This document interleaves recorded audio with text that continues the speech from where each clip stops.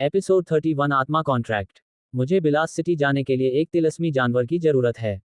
यदि आपके पास एक तिलिस्मी जानवर सवारी के लिए हो तो मुझे वह जानवर चाहिए होगा। रुद्र ने माहिरा से कहा। हमारे पास इस वक्त तिलिस्मी जानवर नहीं है, सारे के सारे लंबी यात्रा में गए हुए हैं। इस वक्त हमारे पास केवल एक ही तिलिस्मी जानवर है। माहिरा ने रुद्र से कहा। तो मुझे वही एक तिलिस्मी जानवर पका दीजिए, मुझे बिलास सिटी पहुंचना बहुत जरूरी है। रुद्र ने हनबाडाते हुए कहा। लेकिन हम वह तिलिस्मी जानवर आपको नहीं दे सकते हैं। वह तिलिस्मी जानवर बहुत जंगली है। उसे अभी तक काबू नहीं किया जा सका है। इसलिए उसका इस्तेमाल सवारी के लिए अभी नहीं किया जा सकता है। माहिरा ने लाचारी भरी आंखों से रुद्र को देखते हुए कहा। वह कौन सा तिलिस्मी जानवर है, और यदि आप बुरा ना माने तो क्या मैं उस तिलिस्मी जानवर को देख सकता हूँ? रुद्र ने माहिरा से पूछा। माहिरा इसके लिए तैयार हो गई। रुद्र नहीं जानता था कि आचार्य उस तिलिस्मी जानवर को देखकर क्या करेंगे, लेकिन जैसा आचार्य ने कहा था वैसा ही रुद्र ने किया और उसे देखने के लिए चल पड़ा। माहिरा रुद्र के आगे आगे चल रही थी और रोज उनके पीछे पीछे जा रहा था। इस दौरान रुद्र महल के अंदर की नक्काशियों को देखकर हैरान हो रहा था। ऐसी नक्काशियां उसने आज तक नहीं देखी थी। बस इतने से हैरान हो गए। इससे भी बड़ी बड़ी जगह है जहां इससे भी बेहतरीन नक्काशियां देखने को मिलेंगे। कुछ तो आत्मीय शक्तियों से संपन्न नक्काशियां भी होती हैं, जो बड़े बड़े दलों के महलों में लगाई जाती है, ताकि यदि कोई उन पर हमला करे तो उन नक्काशियों की मदद से वह खुद का बचाव कर सके। ये नक्काशियां केवल सजावट के लिए ही की गई है, आचार्य ने रुद्र से कहा। आचार्य की बात सुनकर रुद्र और भी ज्यादा हैरान रह गया। आचार्य की बातें केवल रुद्र को ही सुनाई देती थी, इसलिए दोनों घंटे तक बात करते हैं और किसी को कुछ भी पता नहीं चलता था। इसी तरह से बातें करते करते रुद्र वहां पहुंच गया जहां पर वह तिलिस्मी जानवर रखा गया था। वह तिलिस्मी जानवर शक्तियों से बने एक चैन से बंधा हुआ था। वह स्वामी लक्ष्मी जानवर एक बड़ा सा सुनहरे रंग का शेर था, जिसके पूरे शरीर में सुनहरे लाल रंग की धारियां बनी हुई थी। माहिरा ने कहा, यह एक रैंक 1 का लावा शेर है, जो अपने मुंह से आग के गोल फेंक सकता है। इनका गुस्सा भी बहुत खतरनाक होता है और यह किसी को भी अपने मलिक के रूप में स्वीकार नहीं करते हैं। इनका गुरूर बहुत ज्यादा होता है, इसलिए हम इस शेर को अभी तक अपने काबू में नहीं कर पाए हैं और यह हद से ज्यादा जंगली है, इसलिए इसके जंगलीपान को भी अलग करना हमारे लिए मुमकिन नहीं हो सकता है। उसकी बात सुनकर आचार्य ने रुद्र से कहा, रुद्र मैं तुम्हारे शरीर को काबू करके तुम्हारी शक्तियों की मदद से इस लावा शेर को काबू करने वाला हूँ। आचार्य की बात सुनकर रुद्र पहले तो घबराया है, लेकिन वह इसके लिए मान गया, क्योंकि अपने आचार्य पर इतना तो भरोसा था कि वह उसे किसी तरह का नुकसान तो नहीं पहुंचाने वाले। यदि उसे नुकसान पहुंचाना होता है तो वह उसे दिन पहाड़ी में बचाते ही नहीं। फिर आचार्य ने रुद्र के शरीर को काबू करते हुए ज्वाला शेर की तरफ तेजी से बढ़ने लगा। लावा शेर किसी को अपनी तरफ आते हुए देखकर अपने मुंह से लावा के गोले फेंकने लगा।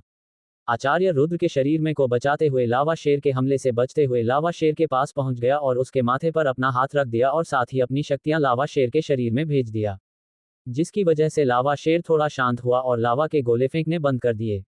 आचार्य की आत्मा शक्ति लावा शेर की आत्मा के साथ अपना कॉन्ट्रैक्ट बन चुकी थी और साथ ही ज्वाला शेर की जंगली शक्तियों को भी निखारने लगी, जिससे जंगली ज्वाला शेर शांत स्वभाव का होने लगा। और थोड़ी देर बाद वही लव शेर रुद्र के पैरों के पास आकर बैठ गया और बड़े प्यार से रुद्र की तरफ देखने लगा। वह देखने में बहुत ही सभ्य और शांत नजर आ रहा था। फिर आचार्य ने रुद्र के शरीर को काबू करना छोड़कर वापस स्टोरेज रिंग में चले गए। अब ये शेर पूरी तरह से तुम्हारे काबू में आ चुका है रुद्र। अब तुम इस जो कहोगे यह वही करेगा। मैं तुम्हारी शक्तियों की मदद से इसके और तुम्हारे बीच एक कॉन्ट्रैक्ट बना दिया है, जिसकी वजह से ये तुम्हारी बात समझ भी पाएगा और तुम्हारी सभी बातें मानेगा भी। आचार्य ने स्टोरेज रिंग के अंदर से रुद्र को बताया। यकीन नहीं होता आचार्य की ऐसा भी कुछ हो सकता है। रुद्र ने खुश होते हुए कहा, तुम चाहो तो इस शेर से कुछ करवा कर देख सकते हो। आचार्य ने रुद्र से कहा। रुद्र ठीक वैसा ही करता है, शेर को बैठने को बोलता है और शेर तुरंत बैठ जाता है। रुद्र शेर को अपनी सारी बातें मानते हुए देखकर फौरन उसके पीठ पर बैठ जाता है और अपनी शक्ति के एक ही हमले से शेर को आजाद करवा लेता है और उसकी पीठ पर बैठकर उसकी सवारी करने लगता है। माहिरा और बूढ़े आदमी की आंखें फटी की फटी रह जाती है जब रुद्र को ज्वाला शेर के पीठ पर बैठा हुआ देखते हैं। बूढ़े को बहुत शर्म आ रही होती है, क्योंकि बूढ़े ने कई बार उसे लावा शेर को काबू करने की कोशिश की थी, लेकिन वह उस लावा शेर को काबू नहीं कर पा रहा था और उससे कई गुना कम उम्र के छोटे लड़के ने वह काम कर दिखाया जो उसके जैसे बूढ़े आदमी से नहीं हो पाया। जब रुद्र बूढ़े के सामने शेर पर सवार होकर आया तो उसके आंखों में रुद्र के लिए जलन साफ नजर आ रही थी। रुद्र ने बूढ़े आदमी से मुस्कुराते हुए कहा, बताइए इस ज्वाला शेर की क्या कीमत है? मैं इस शेर को खरीदना चाहता हूँ। मुझे ये लावा शेर बेहद पसंद आया।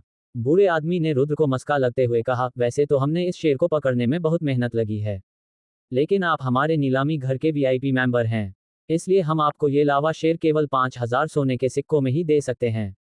और बूढ़े आदमी की बात सुनकर रुद्र का दिमाग खराब हो गया।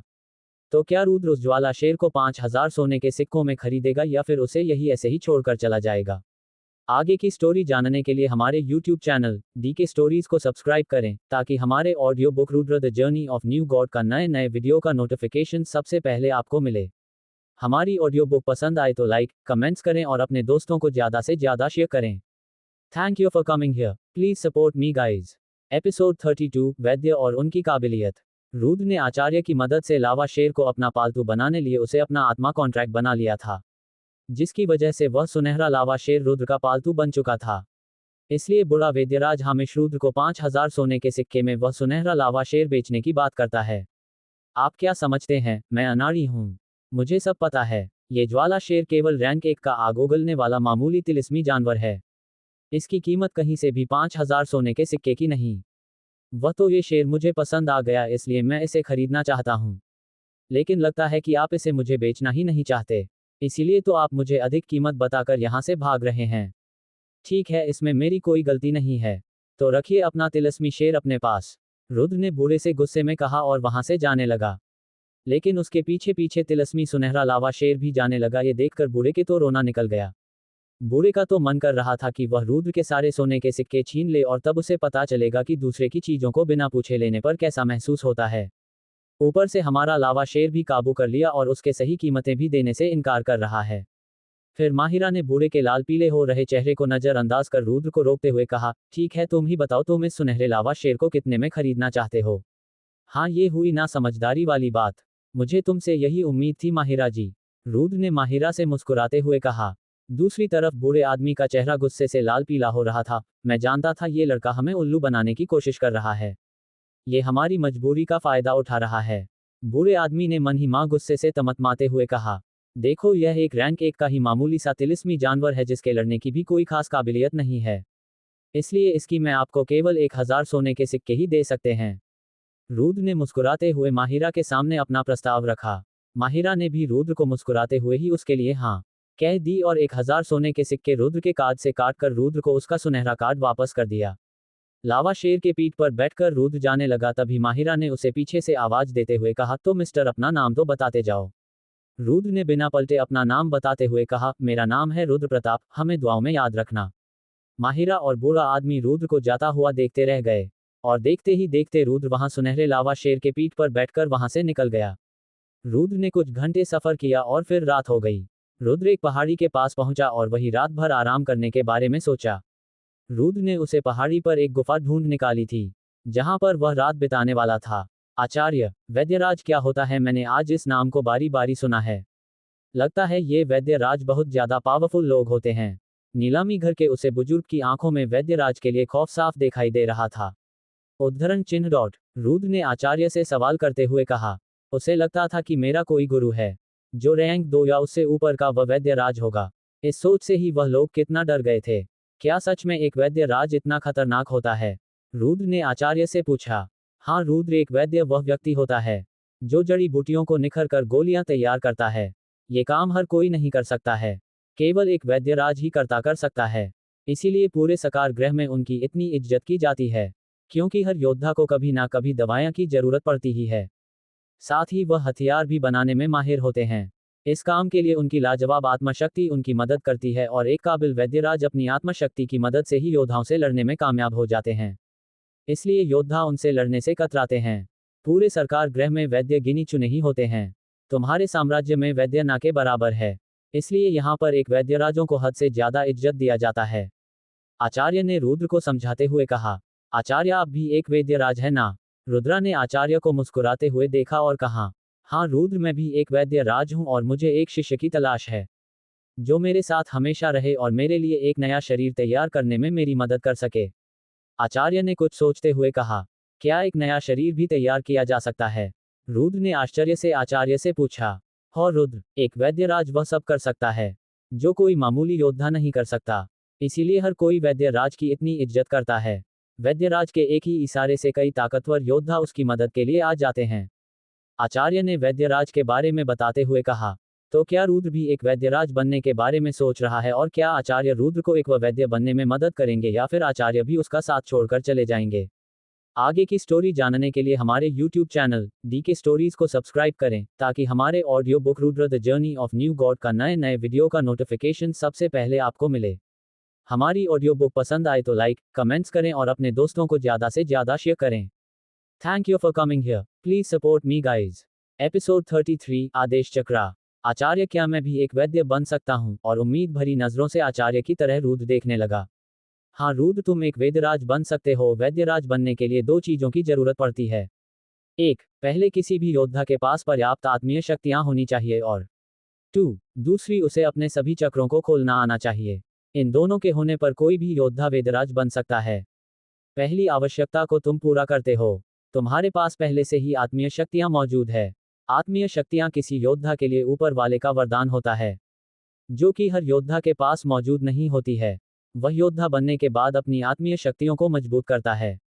दूसरी आवश्यकताओं को भी तुम पूरा कर सकते हो, यदि तुम वैसा करो जैसा मैं तुम्हें कहता हूं।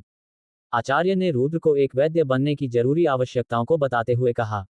ठीक है आचार्य, मैं वैसा ही करने के लिए तैयार हूं। जैसा आप मुझे कहेंगे। कहिए, मुझे अपनी चक्र को खोलने के लिए क्या करने की आवश्यकता है? रुद्र ने अपने आंखों में दृढ़ निश्चय के साथ आचार्य से कहा। रुद्र की आंखों में दृढ़ निश्चय देखकर आचार्य को भी बहुत खुशी हुई। लेकिन आचार्य ने रुद्र को समझाते हुए कहा, एक बार और सोच लो रुद्र, क्योंकि अपने चक्रों को खोलना इतना भी आसान नहीं होने वाला है। यदि तुम इसमें नाकामयाब रहे तो तुम्हें इसका खामियाजा भी भुगतना पड़ सकता है। तुम्हें बुरी तरह से जख्मी होना पड़ सकता है। इससे भी बुरा, तुम अपाहिज भी हो सकते हो और दोबारा कभी योद्धा नहीं बन पाओगे। आचार्य, आप फिक्र मत कीजिए। मैं ताकतवर बनने के लिए किसी भी हद तक जाने के लिए तैयार हूं।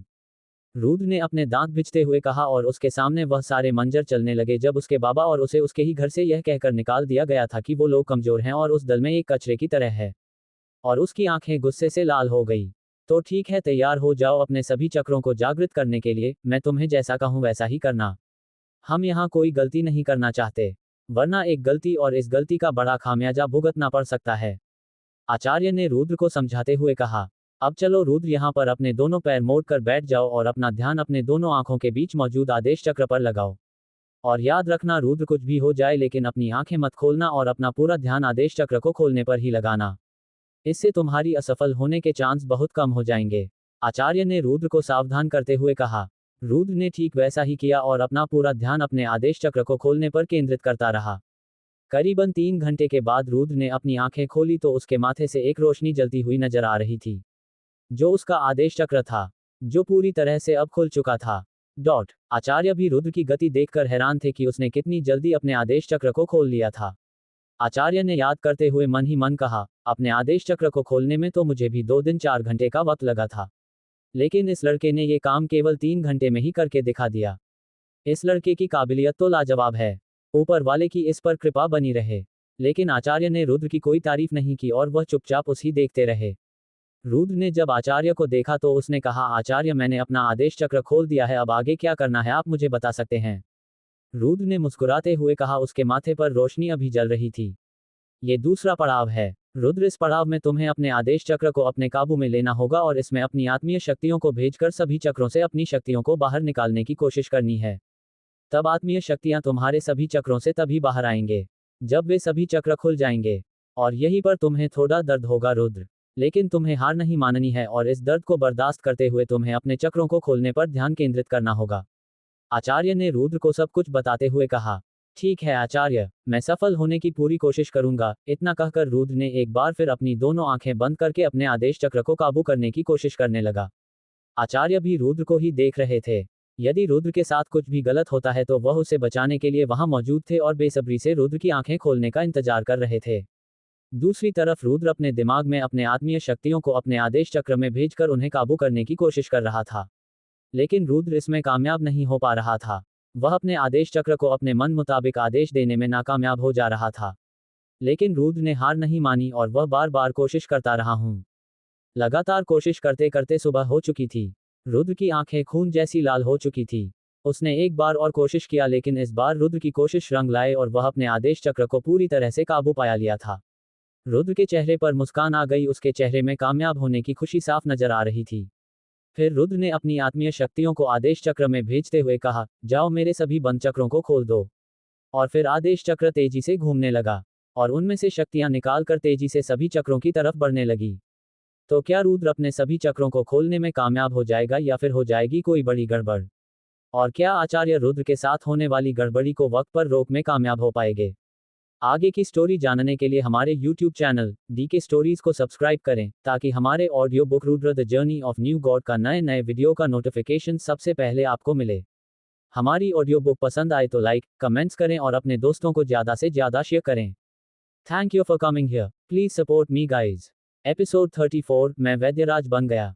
फिर रुद्र ने अपनी आत्मीय शक्तियों को आदेश चक्र में भेजते हुए कहा, जाओ मेरे सभी बंद चक्रों को खोल दो। और फिर आदेश चक्र तेजी से घूमने लगा और उनमें से शक्तियां निकालकर तेजी से सभी चक्रों की तरफ बढ़ने लगी। और जैसे ही रुद्र की आत्मीय सभी चक्रों से टकराई तो चक्र सुनहरे रंग से चमकने लगी। धीरे धीरे करके शक्तियां रुद्र के चक्र में जाने लगे और इसी के साथ रुद्र को दर्द होना शुरू हो गया। रुद्र ने दांत बिछे और इस दर्द को बर्दाश्त करने का फैसला किया और लगातार कोशिश करता रहा और शक्तियां चक्र सूखती रही। धीरे धीरे चक्र और तेजी से चमकने लगा और इसी के साथ रुद्र को और भी तेज दर्द होने लगा। रुद्र इस दर्द को जैसे तैसे करके बर्दाश्त करता रहा और अपनी शक्तियां अपने चक्र में भेजता रहा। दर्द इतना हो चुका था कि रुद्र इसे बर्दाश्त नहीं कर पा रहा था। रुद्र जिस पत्थर पर बैठा हुआ था वह पत्थर भी रुद्र के पसीने से पूरा भीग चुका था और उसका पूरा शरीर लाल हो चुका था। आचार्य ने जब ये देखा तो उनकी आंखों में रुद्र के लिए चिंता साफ झलक रही थी। वे रुद्र को चिंतित आंखों से लगातार रुद्र को देखते हैं। तुम कर सकते हो रुद्र, तुम्हें हार नहीं मानी है। यह आखिरी पड़ाव है, बस तुम्हें अपना ध्यान लगाए रखना है, ध्यान भटकने नहीं देना है। तुम कर सकते हो। आचार्य इसी तरह से रुद्र का हौसला बढ़ाने की कोशिश कर रहे थे। दूसरी तरफ रुद्रा लगातार अपनी आत्मीय शक्तियों अपने चक्र में भेजता जा रहा था। लगातार आत्मीय शक्तियों के चक्र में जाने की वजह से चक्र खुलने की कगार पर आ गए थे। रुद्र के शरीर में सुनहरे रंग के कुछ निशान उभरने लगे थे, जिन्हें देखकर आचार्य खुशी से बोल, बस हो ही गया, थोड़ी देर और फिर तुम कामयाब हो जाओगे। ऐसे ही लगे रहो, बस हार मत मानना बेटा। उद्धरण चिन्ह, वे सुनहरे निशान रुद्र के चक्र थे जो धीरे धीरे रुद्र के शरीर पर नजर आने लगे थे। तभी रुद्र ने महसूस किया कि उसे शक्तियों की कमी महसूस होने लगी है। रुद्र ने मन ही मन कहा, यह क्या, मेरी शक्तियां तो खत्म हो रही है। ये चक्र तो बहुत ज्यादा शक्तियां ले रही हैं। यदि मेरी शक्तियां खत्म हो गई तो मैं तो नाकामयाब हो जाऊंगा। नहीं, मैं सफलता इतने करीब आकर असफल नहीं हो सकता। मुझे कुछ करना होगा। उद्धरण चिन्ह, और रुद्र ने अपने अंगूठी से कुछ शक्तियां बढ़ाने वाली गोलियां निकाली और अपने मुंह में भर लिया। गोलियों के अंदर जाते ही रुद्र के शक्तियों के रास्ते में शक्तियों का विस्फोट सा हो गया और रुद्र का शक्तियों से बना चक्र घूमने लगा और तेजी से शक्तियों को सूखने लगा, जिससे रुद्र की शक्तियां धीरे धीरे वापस भरने लगी और फिर रुद्रा ने वापस अपने चक्रों में अपनी शक्तियां भेजनी शुरू कर दी। फिर रुद्र राहत की सांस ली, अपनी शक्तियां चक्र में भेजता रहा। 2 घंटे बाद रुद्र को फिर से शक्तियों की कमी महसूस हुई। रुद्र ने एक बार फिर अपनी स्टोरेज रिंग से कुछ शक्तियां बढ़ाने वाली गोलियां निकाली और फिर अपने मुंह में भर लिया और अपनी शक्तियां बढ़ता रहा। इसी तरह से रुद्र को हर 2 घंटे में शक्तियां बढ़ाने वाली गोलियों की जरूरत पड़ती रही। इस दौरान रुद्र को बहुत ज्यादा दर्द का सामना करना पड़ रहा था। रुद्र के शरीर से जगह जगह से खून भी निकलने लगा, लेकिन रुद्र फिर भी नहीं रुका और लगातार कोशिश करता रहा, क्योंकि उसे पता था यदि वह रुक तो उसकी सारी मेहनत बर्बाद चली जाएगी और उसे इसका खामियाजा भुगतना पड़ेगा। सो अलग रुद्र को इसी तरह से अपने चक्र को खोलने की कोशिश 12 घंटे तक जारी रही। इस दौरान रुद्र ने 6 बार शक्तियां बढ़ाने वाली गोलियां खाई, तब जाकर कहीं रुद्र के सभी चक्र खुले और तेजी से घूमने लगे, जिसे रुद्र की आत्मीय शक्तियां तेजी से बाहर आने लगी और रुद्र के सभी चक्र तेजी से घूमने लगी और रुद्र की आत्मीय शक्तियां पहले से और ज्यादा गाढ़ी और शुद्ध हो रही थी। फिर रुद्र ने अपनी आंखें धीरे से खोली। रुद्र की आंखों में थकान साफ नजर आ रही थी।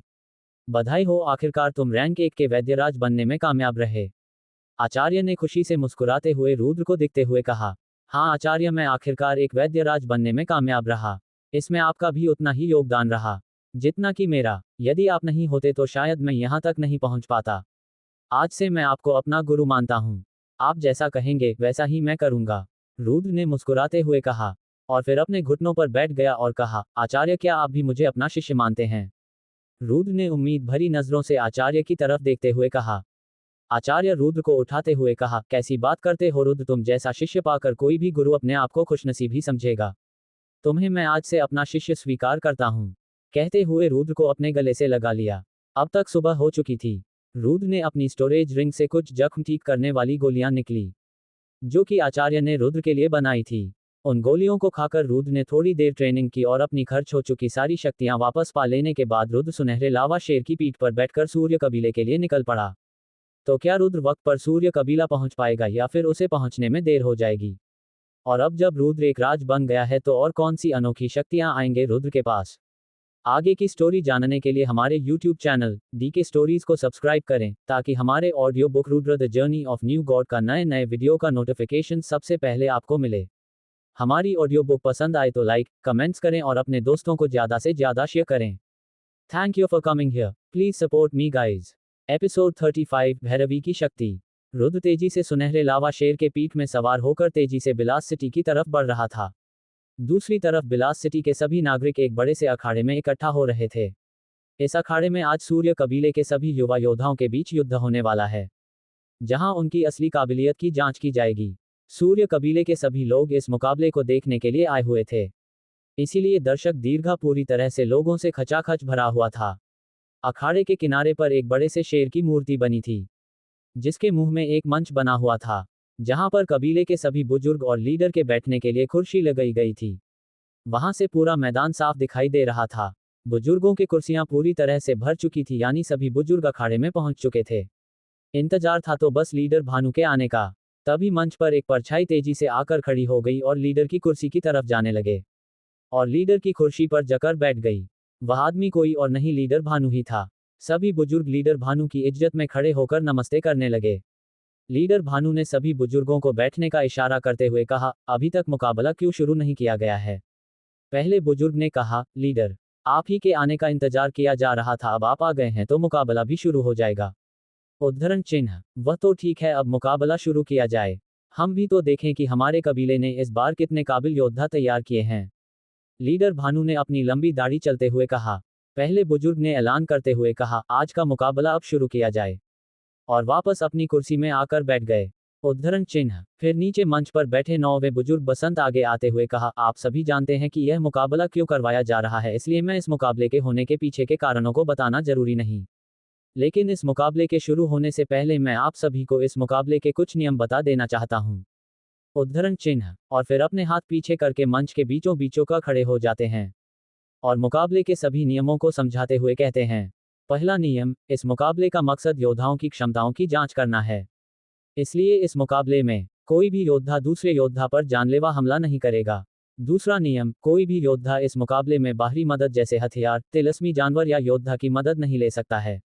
तीसरा नियम, कोई भी योद्धा दूसरे योद्धा पर हार मान लेने के बाद हमला नहीं करेगा।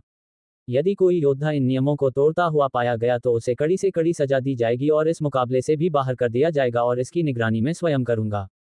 अब इस मुकाबले को शुरू होता है। अब मैं उन योद्धाओं का नाम लूंगा जिन दो योद्धाओं के बीच ये मुकाबला होने वाला है। उद्धरण चिन्ह। पहले मुकाबले के लिए आ रहे हैं वरदान और दामो, 9वें बुजुर्ग ने घोषणा करते हुए कहा, और अपनी कुर्सी पर जाकर वापस बैठ गए और अपनी कुर्सी पर जाकर वापस बैठ गए। घोषणा के बाद एक दुबला पतला भूरे बालों वाला लड़का अखाड़े में आता है। उसके अखाड़े में आने के बाद कुछ लोग वरदान वरदान कहकर चिल्लाने लगे। वह लड़का वरदान था। वरदान क्या? अखाड़े में आने के बाद एक और लड़का अखाड़े में धीरे धीरे चलता हुआ आया। उसके बाल लाल रंग के थे। वह जब चलता था तो जमीन पर भूकंप सा आता हुआ महसूस होता था। उसके आने पर कुछ लोग चिल्लाने लगे, धामू धामू धामू। वह लड़का धामू था। धामू आते ही वरदान को घूमने लगा। वरदान पर उसकी आंखें मानो गण सी गई थी। वादान, हार मान ले वरना मैं तेरी ऐसी हालत करूंगा कि तू खुद को ही पहचान नहीं पाएगा। मैं नहीं चाहता हूं कि मैं किसी की ऐसी हालत करूं, इसलिए पहले ही हार मान ले, बच जाएगा। धामू ने वरदान को डराने की कोशिश करते हुए कहा और हंसने लगा। धामू, तुम अपनी फिक्र करो, मेरी फिक्र करने की कोई जरूरत नहीं है। तुम तो बस मुकाबला पर ध्यान दो, कहीं ऐसा ना हो कि तुम्हारी हालत ही ऐसी हो जाए कि तुम अपने आप को ना पहचान पाओ। और वरदान हंसने लगा। तो चलो देखते हैं कि किस में है कितना दम, अभी दूध का दूध और पानी का पानी हो जाएगा। धामू ने गुस्से में आंख दिखाते हुए वरदान से कहा, और धामू ने अपने शरीर से शक्तियां निकलते हुए वरदान की तरफ तेजी से बढ़ने लगा। धामू की नाव सितारे वाली शक्तियां पूरे अखाड़े में फैल गई। दूसरी तरफ वरदान ने भी अपनी शक्तियां बाहर निकलते हुए धामू की तरफ तेजी से बढ़ने लगा। उसकी शक्तियां भी 9वें सितारे के चरम पर पहुंच चुकी थी। दोनों योद्धाओं की शक्तियों से भारी मुट्ठी एक दूसरे से टकरा गई और दोनों योद्धा एक एक कदम पीछे हट गए। दम तो है तुझमें तभी तो तू इतने गुरूर से भरा हुआ है। धामू ने वरदान से कहा। वरदान ने कुछ नहीं कहा और दूसरे हमले के लिए तैयार हो गया। उसने अपनी सारी शक्तियां इकट्ठा करते हुए एक शक्तियों का गोला तैयार किया और धामू की तरफ फेंक दिया। धामू भी वरदान के हमले के लिए पूरी तरह से तैयार था। उसने भी अपने शक्तियों से एक दीवार बना दी। वह दीवार 1 फीट मोटी थी। वरदान की शक्तियों से बना गोला जैसे ही धर्म के बने दीवार से टकराया, एक जोरदार धमाका हुआ और चारों तरफ धूल ही धूल उड़ गई। थोड़ी देर बाद जब धूल छटने लगी तो देखा कि धामू की दीवार पर कुछ बड़े बड़े गड्ढे नजर आ रहे थे, लेकिन उसकी दीवार पूरी तरह से नष्ट नहीं हुई थी। वरदान ने जब ये देखा कि धामू की दीवार अभी भी खड़ी हुई है, तो वरदान ने अपने हाथों में शक्तियां इकट्ठा करते हुए तेजी से धामू की दीवार के पास गया और अपने मुखों से धामू की दीवार को तोड़ने की कोशिश करने लगा। वरदान के ताकतवर मुखों के लगातार वार से धामू की शक्तियों से बनी दीवार पूरी तरह से नष्ट हो गए। ये देखकर धामू का चेहरा भी गुस्से से लाल हो गया और वरदान के करीब पहुंच गया और अपने मार्शल आर्ट से वरदान पर लगातार हमले करता रहा। वरदान के लिए धामू का हमला अचानक हुआ था, इसलिए वह उन हमलों से बच नहीं पाया और धामू के शक्तियों से भरे मुख और लत से दूर जा गिरा। धामू ने वरदान को उठने का भी मौका नहीं दिया और वह अपनी शक्तियों से बने गोले से वरदान के ऊपर हमले करने लगा, जिससे वरदान पूरी तरह से जख्मी हो गया और उठ भी नहीं पा रहा था। तभी वह मंच से नवे बुजुर्ग बसंत ने घोषणा करते हुए कहा, इस मुकाबले के विजेता धामू को घोषित किया जाता है। उद्धरण चिन्ह। और इसी घोषणा के साथ दोनों योद्धा अखाड़े से बाहर चले गए। वरदान धामू को गुस्से से घर रहा था। धामू ने वरदान के गुस्से को नजरअंदाज किया और वह अपना सीना फुलाए खुशी से झूमता हुआ अखाड़े से बाहर निकल गया। वरदान ने गुस्से में अपने दांत भींचते हुए कहा, धामू मैं तुम्हें छोड़ूंगा नहीं, इस हार का बदला तो मैं तुमसे जरूर लूंगा। उद्धरण चिन्ह। उधर 9वें बुजुर्ग ने 2 नए योद्धा राम्या और काव्या को अखाड़े में बुलाया। दोनों लड़कियां बेहद खूबसूरत थी। दोनों लड़कियों ने अपने हाथों पर एक खूबसूरत लंबी तलवार ले रखी थी। दोनों लड़कियां मुकाबले के लिए तैयार हुई और अपने आप ने तलवार बाहर निकाल उन दोनों की तलवार उनकी शक्तियों से जगमगा उठी। दोनों ने अपने अपने तलवारों से रोशनी निकालकर एक दूसरे से टकराने लगी। टक्कर होते ही एक जोरदार धमाका होता। इसी तरह से मुकाबला लंबा खींचना गया। फिर अंत में काव्या ने अपनी तलवार में अपनी शक्तियां भरकर राम्या की तरह भेजी। राम्या ने भी ठीक वैसे ही किया। दोनों की शक्तियां टकराए, लेकिन काव्य की शक्तियां राम्या की शक्ति को नष्ट करते हुए सीधे राम्या से जा टकराए और इसी तरह राम्या काव्य से हार गई। फिर नवे बुजुर्ग ने घोषणा करते हुए तीसरे मुकाबले के लिए 2 और योद्धा देवांश और दीपेश को अखाड़े में बुलाया। दीपेश, जिसने सर से लेकर पांव तक काले कपड़े पहन रखे थे, उसकी आंखें गहरे काले रंग की थी और उसका चेहरा बिल्कुल शांत। उसे देखकर कोई अंदाजा नहीं लग सकता कि उसके मन में क्या चल रहा है। दीपेश को कबीले में सबसे रहस्यमयी योद्धा माना जाता है। दीपेश के अखाड़े में आते हैं, उसके नाम के नारे लगने लगे। दीपेश की काबिलियत के बारे में कबीले के सभी लोग जानते हैं कि वह कितना काबिल था। किसकी शामत आई है जो दीपेश लड़ने के लिए चुना गया है? आज तो उसकी खैर नहीं, दर्शकों में से किसी ने कहा। उसकी बात सुनकर किसी दूसरे दर्शक ने कहा, मुझे तो लगता है डर के मारे वह लड़का अखाड़े में लेने ही नहीं आएगा। और सभी दर्शक आपस में हंसने लगे। कुछ देर ऐसे ही इंतजार करने के बाद वहां पर एक दुबला पतला सा लड़का आया। वह लड़का दीपेश के सामने इज्जत से झुकते हुए कहा, दीपेश भैया, मैं आपका बहुत बड़ा फैन हूं। मैं तो बस आपसे मिलने के लिए यहां आ गया था। मेरा आपसे लड़ने का कोई इरादा नहीं है। बस आप मुझे अपना ऑटोग्राफ दे दीजिए, मैं यहां से चला जाऊंगा। वह लड़का कोई और नहीं, देवांश था। देवांश की बात सुनकर भी दीपेश की आंखों में किसी भी तरह का भाव नजर नहीं आ रहा था और वह पहले की तरह ही एकदम शांत खड़ा हुआ था। देवांश ने दीपेश को ऐसे देखकर डर गया, लेकिन जैसे तैसे करके उसने कहीं से एक कागज निकाल लिया और दीपेश की तरह बढ़ते हुए कहा, दीपेश भैया, आप इसमें मुझे अपना ऑटोग्राफ दे सकते हैं। देवांश ने अपनी लड़खड़ाती आवाज में हिम्मत करते हुए दीपेश से कहा। दीपेश ने अपने कंधे पर टंगी एक तलवार निकाली और उसे चलने लगा। तलवार के चलने से हवा के काटने की आवाज पूरे अखाड़े में गूंज रही थी और फिर दीपेश अपनी तलवार म्यान में रखकर वापस अखाड़े से बाहर निकल गया। देवांश की आंखें डर से कसकर बंद कर ली थी, लेकिन जब थोड़ी देर बाद उसे कुछ भी महसूस नहीं हुआ तो उसने अपनी आंखें खोलकर देखी तो उसके हाथों पर कागज के कुछ टुकड़े पड़े हुए थे। उसने जब उन टुकड़ों को उठाकर देखा तो उसमें दीपेश का ऑटोग्राफ था, जो सुनहरे रंग से चमक रहा था। और इसी के साथ दीपेश को इस मुकाबले का विजयी घोषित कर दिया गया। नवे बुजुर्ग बसंत ने घोषणा करते हुए कहा, अब अगले मुकाबले के लिए आ रहे हैं भैरवी और वेदांत। इस घोषणा के बाद अखाड़े में एक हरे रंग की परछाई तेजी से आकर खड़ी हो गई। जब परछाई रुकी तो सभी ने देखा कि वह कोई और नहीं, वह वेदांत था। वेदांत के चाहने वाले ने जब देखा कि वेदांत अखाड़े में आ चुका है तो सभी के चेहरे खुशी से खिल गए और सब वेदांत वेदांत कहकर चिल्लाने लगे। वेदांत एक बहुत ही हैंडसम लड़का था। उसके भूरे बाल उसे और भी ज्यादा हैंडसम बनाते थे। कबीले की कई लड़कियां वेदांत की दीवानी थी। वेदांत के अखाड़े में आते ही वे सभी लड़कियां खुशी से झूम उठी और वेदांत के नाम के नारे लगाने लगे। वेदांत भी अपने हाथ ऊपर करके उन सबको इशारे करने लगा, जैसे कि वह कोई बहुत बड़ा सेलिब्रिटी हो। वेदांत के अखाड़े में आने के बाद एक खूबसूरत लड़की धीरे से चलते हुए अखाड़े के बीचों बीच अगर खड़ी हो गई। उसे देखकर कई लड़के आहे भरने लगे, लेकिन उसके सामने अपना मुंह तक खोलने की हिम्मत नहीं करते थे। उसे लड़की के अखाड़े में पहुंचने पर कुछ लड़कियां और कुछ लड़के उसके नाम के नारे लगाते हुए कहते हैं, भैरवी, भैरवी, भैरवी। उद्धरण चिन्ह। भैरवी जिसके कमर तक आते लंबे बाल उसे और भी ज्यादा खूबसूरत बनाते थे।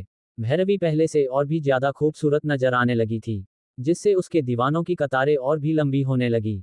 तुम लड़ तो नहीं पाओगे, तो क्यों बेकार में समय खराब कर रहे हो? हार मान लो और यहाँ से चलते बचनो। मुझे बेवजह वक्त की बर्बादी करने वाले लोग बिल्कुल भी पसंद नहीं है। भैरवी ने मुस्कुराते हुए वेदांत से कहा, हाय, तुम्हारी इन्हीं अदाओं पर तो हम मरते हैं हम। बस तू एक बार मेरी हो जाए, ऐसे दसियों हार हम तेरे नाम कर देंगे। वेदांत ने कहा, तुम्हें हारने के लिए मुझे ऐसी टुची हरकतों की कोई जरूरत नहीं है। जीत का ताज वैसे भी मेरा ही है, और उससे कोई भी मुझसे छीन नहीं सकती है। भैरवी ने गुस्सा से आग बबूला होते हुए कहा। वेदांत ने कुछ भी नहीं कहा और वह मुस्कुराने लगा। भैरवी को वेदांत की मुस्कुराहट बिल्कुल भी पसंद नहीं आ रही थी, इसलिए उसने अपनी तलवार निकाली और वेदांत पर हमले करने के लिए तेजी से उसकी तरफ भागने लगी। इस दौरान भैरवी ने अपनी सारी शक्तियां बाहर निकलते हुए सभी को अपनी शक्तियां दिखाई। सभी हैरान होते हुए भैरवी को देखने लगे। 9वें सितारे के चरम पर पहुंच चुकी थी, क्योंकि जो लोग भैरवी को जानते हैं उन्हें अच्छी तरह से पता था कि भैरवी को एक योद्धा बने हुए केवल 9 महीने ही हुए हैं, और ऐसे में वह 9वें सितारे को भी हासिल कर लेना, तो उसकी शक्तियां बढ़ाने की स्पीड देखकर सभी लोग के मुंह खुला के खुले ही रह गए। तो क्या वेदांत भैरवी की शक्तियों को देखकर हार मान लेगा, या फिर वेदांत कुछ ऐसा कर देगा जिससे भैरवी को हैरान होना पड़ेगा? और क्या रुद्र इस मुकाबले के खत्म होने से पहले समय पर पहुंच पाएगा, या फिर उसे इस मुकाबले में पहुंचने में देरी हो जाएगी? आगे की स्टोरी जानने के लिए हमारे YouTube चैनल DK स्टोरीज को सब्सक्राइब करें, ताकि हमारे audio book Rudra the journey of new God का नए नए वीडियो का नोटिफिकेशन सबसे पहले आपको मिले। हमारी ऑडियो बुक पसंद आए तो लाइक, कमेंट्स करें और अपने दोस्तों को ज़्यादा से ज़्यादा शेयर करें। Thank you for coming here. Please support me guys. Episode 36, Bhairavi versus Vedant. Bhairavi की शक्तियों के बढ़ने की रफ्तार देखकर वेदांत भी हैरान था, क्योंकि भैरवी की शक्तियां एक महीने पहले केवल 8 सितारों पर थी। एक महीने में एक और सितारा हासिल कर लेना किसी भी योद्धा के लिए बहुत ही कमाल की बात है। फिर भी वेदांत डरा नहीं और अपनी शक्तियां बाहर निकलते हुए अपनी 9 सितारों वाली शक्तियां दिखने लगा। वेदांत एक महीने पहले ही 9 सितारों पर पहुंच चुका था। दोनों 9 सितारे वाले योद्धा हैं। लगता है अब ये मुकाबला टक्कर का होगा। देखने में मजा आएगा एक तरफ है, हसीना तो दूसरी तरफ है। अपना वेदांत जिसने अभी तक कोई भी मुकाबला हारा नहीं है। इसी तरह की बातें पूरे ऑडियंस में होने लगी। हर कोई इस मुकाबले को लेकर बहुत ही ज्यादा उत्सुक नजर आ रहा था। दोनों योद्धाओं ने अपने अपने हथियार निकाले लिए थे। वेदांत अपने भले को लेकर तेजी से भैरवी की तरफ बढ़ रहा था, वहीं दूसरी तरफ भैरवी भी अपनी तलवार में अपनी शक्तियां भरते हुए तेजी से वेदांत की तरह बढ़ रही थी। उसकी तलवार सुनहरे रंग से चमक रही है। एक हाथ में तलवार लिए भैरवी किसी देवी की तरह मैदान में आगे बढ़ते जा रही थी। उसके आगे बढ़ने पर हवा के काटने की आवाज साफ समझ आ रही थी, और देखते ही देखते दोनों योद्धाओं के हथियार आपस में टकरा गए और एक जोरदार धमाका हुआ। दोनों योद्धा इस धमाके के असर से कुछ कदम पीछे हटने के लिए मजबूर हो गए। वेदांत ने जब भैरवी के इस हमले को देखे तो वह भी हैरान हो गया, क्योंकि किसी नए 9 सितारे वाली योद्धा से ऐसे हमले की उसे उम्मीद नहीं थी। मान गए, काबिलियत तो है तुम्हारे पास, वेदांत ने मुस्कुराते हुए कहा और अपने भले को तेज से घूमने लगा, जिससे उसके भले से एक जोरदार हवा का झोंका निकाला। भैरवी ने अपनी शक्तियां इकट्ठा करते हुए अपने सामने एक बड़ी सी दीवार तैयार करते हुए कहा, तुम भी अपनी पूरी ताकत आजमा लो वेदांत, वरना बाद में यह मत कहना कि मैं तुम्हें मौका नहीं दिया। उद्धरण चिन्ह। तुम उसकी फिक्र मत करो, मैं मुकाबले में कभी भी किसी पर रहम नहीं करता, इसलिए तुम भी संभाल कर रहना। मैं किसी खूबसूरत लड़की को बुरी तरह से नहीं हारना चाहता। और उसका हमला सीधे जाकर भैरवी की शक्तियों से बने दीवार से टकरा गया।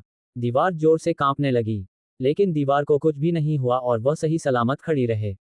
ये देखकर वेदांत की आंखें सिकुड़ गई। वेदांत पर भैरवी ने मौका देखकर अपना हमला कर दिया। उसकी तलवार से एक तेज रोशनी के धार निकली, जो सीधे वेदांत के भाले से जाकर टकरा गई, और वेदांत का भाला कांपते हुए उसके हाथ से छुटकर अलग हो गया, और भाले पर शक्तियों के असर के झटके से वेदांत जमीन पर जा गिरा। लेकिन वेदांत ने हार नहीं मानी और वह जमीन से उठ खड़ा हुआ। उसने अपने शक्तियों से एक गोल तैयार किया, जो तेजी से भैरवी की तरफ बढ़ने लगा। भैरवी ने उसे हमले को मौके पर चकमा दे दिया। वेदांत का हमला जमीन से जा टकराया और वहां पर एक बड़ा गड्ढा तैयार हो गया। ये देखकर भैरवी की आंखें सिकुड़ गई और उसने अपनी तलवार में अपने म्यान में वापस रख ली और उसने भी अपनी शक्तियां इकट्ठा करते हुए एक आग का गोला तैयार किया। वेदांत ने उसे आग के गोले को अपनी तरफ आता हुआ देखकर मुस्कुराया और उसने अपने शक्तियों से एक दीवार तैयार कर ली। भैरवी ने अपनी शक्तियां बढ़ा दिया और आग का गोला पहले से और भी ज्यादा बड़ा नजर आने लगे। ये देखकर वेदांत ने भी अपनी शक्तियां बढ़ाते हुए दीवार को और मोटा कर दिया और धीरे धीरे आग का गोला बढ़ाते हुए दीवार से जाकर टकरा गया और एक बड़ा धमाका हो गया। इस धमाके में चारों तरफ आग ही आग नजर आ रही थी। शक्तियों से बना दीवार कुछ ही पलों में आग में जलकर राख हो गया। जब थोड़ी देर बाद आग बुझ गई तो सभी को नजर आया कि एक लड़का खसते हुए वहां से बाहर आ रहा था। उसे लड़के के कपड़े पूरी तरह से चिकनों में बदल चुके थे। जो कपड़े बच गए थे उनमें भी छेद हो चुके थे। उसकी हालत किसी भिखारी से भी ज्यादा बुरी नजर आ रही थी। उसका चेहरा पूरी तरह से काला हो चुका था। उसे देखकर ऐसा लग रहा था जैसे वह किसी कोयले की भट्टी से निकाल कर आ रहा हो। इस हार का बदला तो मैं तुमसे लेकर रहूंगा भैरवी, मेरा इंतजार करना, मैं अपना बदला तुम्हें हरा कर लूंगा। फटे पुराने कपड़े पहने हुए काले चेहरे वाले लड़के ने कहा। वह लड़का कोई और नहीं वेदांत था, जिसकी हालत भैरवी के हमले को कमजोर समझने की वजह से ऐसी हो गई थी। वह बड़ी मुश्किल से अपने पैरों में खड़ा हो पा रहा था। जैसे तैसे लंगड़ाते हुए वह वहां से निकल गया। फिर नावे बुजुर्ग बसंत ने सभी के सामने ऐलान करते हुए कहा, इस मुकाबले के विजेता हैं भैरवी। उद्धरण चिन्ह। दर्शकों के बीच भैरवी को लेकर बातें होने लगी। ये लड़की तो सच में चुड़ैल है। वेदांत जैसे शक्तिशाली योद्धा की भी इसने ऐसी हालत कर दी कि वह अपने पैरों पर चलकर भी जाने में उसे तकलीफ हो रही है। उद्धरण चिन्ह। भैरवी को इन सभी बातों से कोई फर्क नहीं पड़ रहा था, क्योंकि वह दूसरों की बातों पर कोई ध्यान नहीं देती थी। वह अपने काम से कम रखने वाली एक समझदार लड़की थी। वह वहां से मुस्कुराते हुए अपनी जगह पर जाकर वापस बैठकर जहां पर उसके बाबा देवराज भी इस मुकाबले को देखने के लिए आए हुए थे। इसी तरह की बातें पूरे दर्शकों में चर्चा का विषय बनी रही, जब तक 9वें बुजुर्ग ने अगले मुकाबले में लड़ने वाले योद्धाओं का नाम नहीं लिया। 9वें बुजुर्ग बसंत ने ऐलान करते हुए कहा, अगला मुकाबला मानव और रुद्र प्रताप के बीच होगा। अब क्या होगा आगे? क्या वेदांत भैरवी से बदला देने में कामयाब हो पाएगा या फिर एक बार वेदांत को हार का सामना करना पड़ेगा? और क्या रुद्र वक्त पर अखाड़े में पहुंच पाएगा या फिर मानव को बिना लड़े ही विजय घोषित कर दिया जाएगा? आगे की स्टोरी जानने के लिए हमारे YouTube चैनल DK स्टोरीज को सब्सक्राइब करें, ताकि हमारे audio book Rudra the journey of new God का नए नए वीडियो का नोटिफिकेशन सबसे पहले आपको मिले। हमारी ऑडियो बुक पसंद आए तो लाइक, कमेंट्स करें और अपने दोस्तों को ज़्यादा से ज़्यादा शेयर करें। Thank you for coming here. Please support me guys.